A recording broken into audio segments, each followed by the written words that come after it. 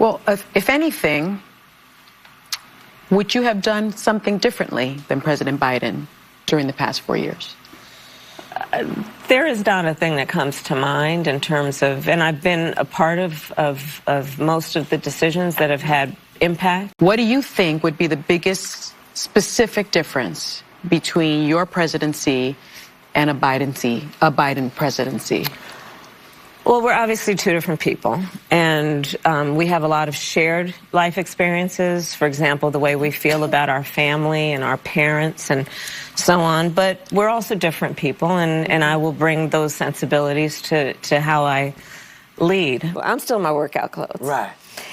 And we're working on the puzzle, and the phone rings. Right. So I said, Auntie, you'll be right back. And it was the president, and he told me his decision. And I'll tell you, the first thing I asked him is, are you sure? Because what a big decision. Yeah. And historic. Oh, yeah. And we talked for a while. Meanwhile, I went back into the room where the girls were, and I'm like, go get your father. Because I knew he'd be up somewhere. Now, he said this morning, you've never called regarding any of the storms Florida has had since you've been vice president until apparently now, and called it political. What's your response to that?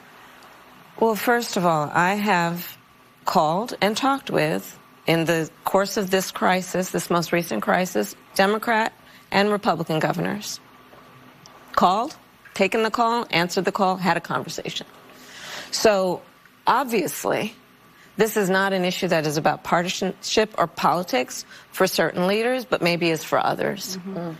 When you were here last, I asked about the border, which remains a top issue to voters. Yeah. And as you rightly pointed out, the former president blocked the strongest border security bill in decades. Yeah. But there remains this perception among voters that the Biden administration dragged its feet and waited too long to act to address the border crisis. Can you speak to why voters may feel that way? When we first came in office, hours after we were inaugurated, the first bill we offered, before infrastructure, before bringing down the cost of prescription medications, it was to fix our broken immigration system.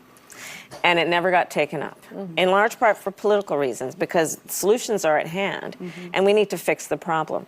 Then, to your point, a bipartisan group of members of the United States Congress, including some of the most conservative members, worked together with our support to craft the most serious and strong border security bill we've seen in years. Yes. Donald Trump got word of it and told them, don't put the bill up for a vote, because he didn't want a solution, because he preferred to run on a problem instead of fixing a problem. I went down to the border, and let me tell you, these border agents are working around the clock. They're trying as hard as they can. They need more resources. I have personally prosecuted transnational criminal organizations for the trafficking of guns, drugs, and human beings. I have taken on the cartels. I've prosecuted the cartels. I understand the serious nature of this issue and the need to fix it. And solutions are at hand, but again, Donald Trump prefers to run on problems instead of fixing problems. He's not solution-oriented.